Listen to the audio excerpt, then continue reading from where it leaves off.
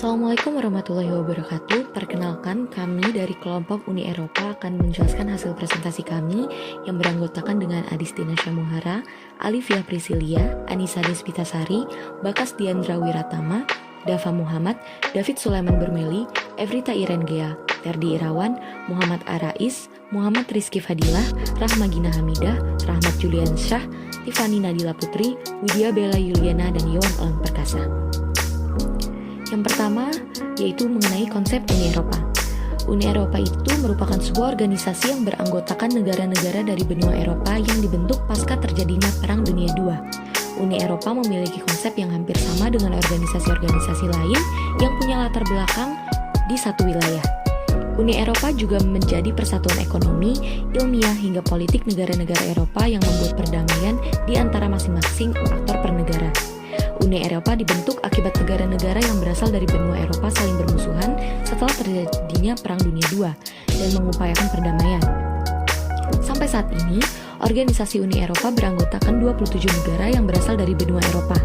Tujuan dibentuknya organisasi tersebut adalah untuk menciptakan pasar bebas, diharapkan dapat mencapai pemerataan ekonomi melalui diadakannya mata uang euro.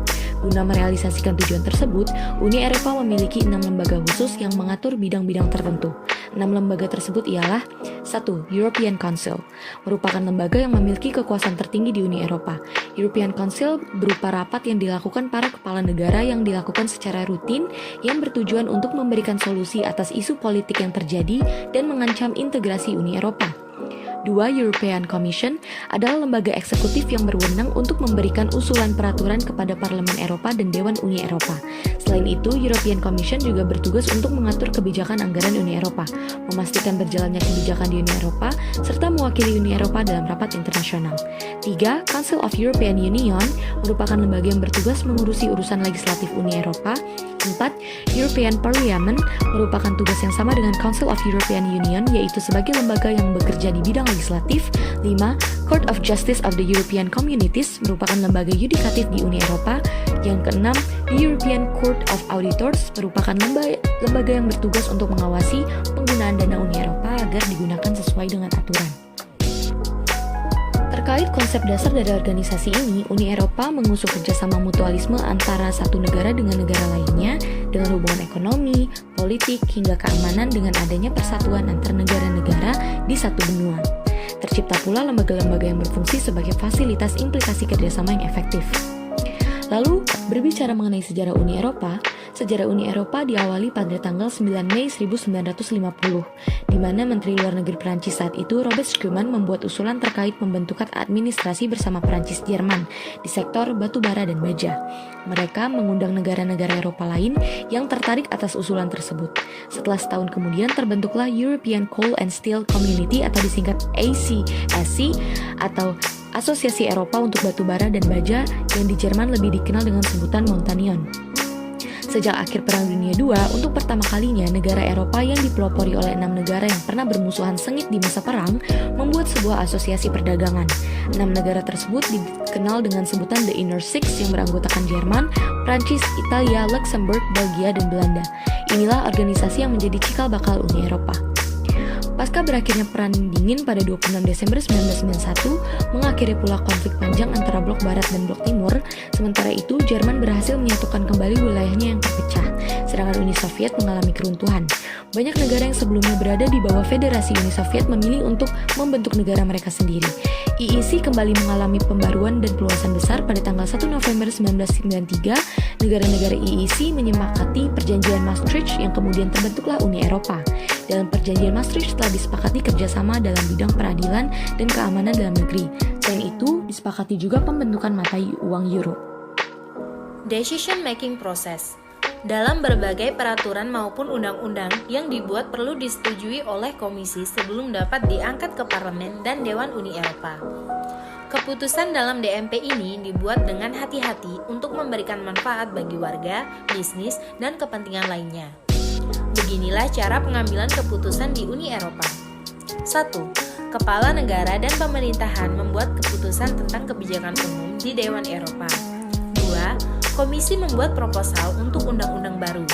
3. Parlemen meninjau proposal dan meloloskan keputusan bersama dengan Dewan Menteri. 4. Dewan Menteri dan Parlemen menyetujui undang-undang tersebut bersama-sama. 5. Komisi mengontrol bahwa keputusan diikuti di semua negara anggota. 6. Pengadilan Eropa menyelesaikan perselisihan yang mungkin muncul. Selanjutnya yaitu institusi Uni Eropa. Proses institusionalisasi merupakan serangkaian proses yang dilalui oleh suatu norma dalam masyarakat yang kemudian menjadi salah satu lembaga sosial. Dalam hal ini, masyarakat Uni Eropa berganti menjadi Uni Eropa. Proses institusionalisasi juga dapat disebut sebagai proses kelembagaan. Proses institusionalisasi terjadi apabila sebuah kelompok menganggap bahwa seperangkat norma, nilai, dan juga peranan tertentu sangat penting dan berperan utama bagi keberlangsungan hidup, sehingga anggota kelompok tersebut diminta bahkan diwajibkan untuk mau mematuhi aturan-aturan yang berlaku. Tujuan dari Uni Eropa ini adalah untuk memastikan bahwa 1. Perdamaian Eropa. 2. Kehidupan yang layak bagi rakyat Eropa. 3. Keadilan bagi semua. 4. Dihormatinya bahasa dan budaya yang ada di setiap masyarakat. 5. Memiliki perekonomian yang kuat dan negara anggota menggunakan mata uang yang sama, yaitu euro, dalam berbisnis. Uni Eropa sama seperti organisasi internasional lainnya yang memiliki tujuan untuk memajukan dan mensejahterakan negara-negara anggotanya melalui kerjasama yang dilakukan atas geopolitik dan kesamaan tujuan. Didirikannya organisasi ini karena adanya kesamaan tujuan dan kepentingan nasional yang melahirkan 3 pilar yang menjadi tujuan didirikannya Uni Eropa. European Community atau Komunitas Eropa yakni kerangka hukum yang menjadi wadah kebijakan komunitas untuk hal yang berhubungan dengan single market atau pasar tunggal, perdagangan internasional, kebijakan moneter, pertanian, bantuan pembangunan, perikanan, pembangunan daerah, lingkungan, energi, dan lain sebagainya. Common Foreign and Security Policy (CFSP) atau kebijakan keamanan dan hubungan luar negeri, Justice and Home Affairs atau peradilan dan masalah dalam negeri yang menangani kerjasama di ranah hukum, perdata, dan pidana, mengawasi perbatasan, kebijakan keimigrasian dan asylum, mengawasi lalu lintas obat terlarang, kerjasama kepolisian, dan bertukar informasi. Untuk penjelasan mengenai depth and scope, Uni Eropa merupakan salah satu organisasi antar pemerintah yang terbentuk pada tahun 1951 dengan Perjanjian Paris dan penciptakan European Coal and Steel Community (ESC).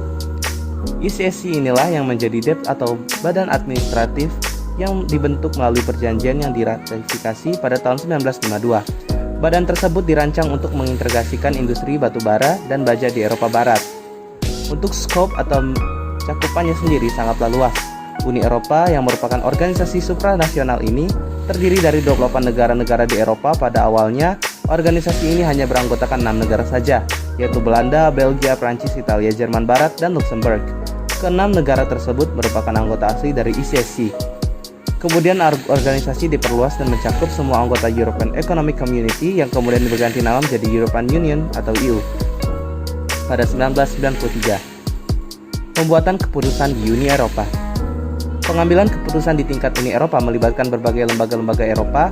Uni Eropa memiliki berbagai jenis undang-undang. Setiap jenis perbuatan hukum ditetapkan dengan cara yang berbeda. Yang pertama, regulation adalah hukum yang berlaku dan mengikat di semua negara anggota secara langsung. 2. Directive adalah hukum yang mengikat negara-negara anggota atau sekelompok negara anggota untuk mencapai tujuan tertentu. 3. Decision, sebuah keputusan dapat ditujukan kepada negara-negara anggota, kelompok orang, atau bahkan individu secara keseluruhan.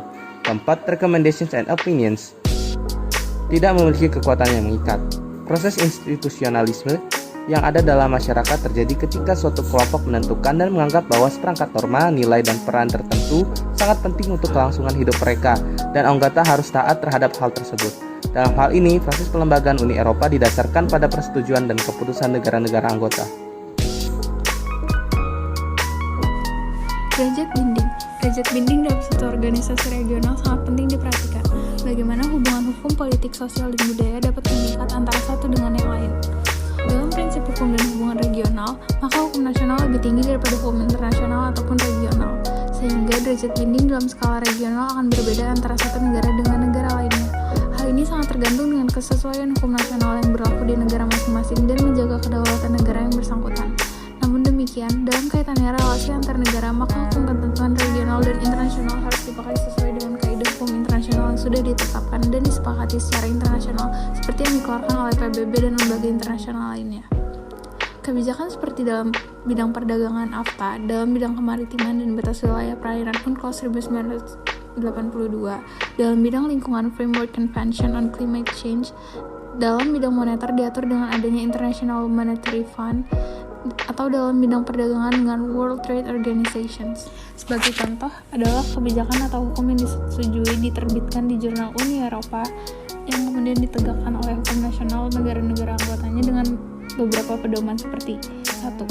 Peraturan adalah hukum yang mengikat yang berlaku untuk semua negara anggota. Setelah dikeluarkan oleh Komisi Eropa dengan memperhatikan hukum yang berlaku nasional di negara anggota masing-masing. 2. Negara anggota adalah Uni Eropa atau sekelompok negara anggota untuk mencapai kesamaan tujuan tertentu. Hukum adalah fleksibel jika negara anggota mungkin memiliki undang-undang yang berbeda dari negara lain anggota lain, tetapi perlu mencapai tujuan yang sama. 3. Keputusan bersifat mengikat sepenuhnya. Namun kebijakan ini hanya mengikat negara-negara yang ditunjuk oleh Uni Eropa.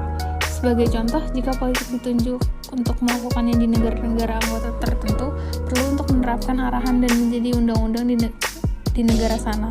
Misalnya, keputusan yang digunakan untuk menentukan asosiasi beberapa perusahaan. 4. Rekomendasi dan pendapat tidak mengikat.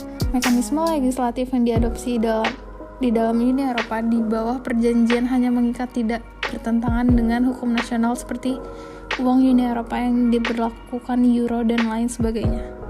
Sepanjang sejarah perkembangannya, begitu banyak kerjasama dengan upaya-upaya penyelesaian masalah dunia yang telah dilakukan organisasi Uni Eropa, mulai dari penyaluran bantuan, pengkajian masalah iklim, hingga penyelesaian masalah internal negara.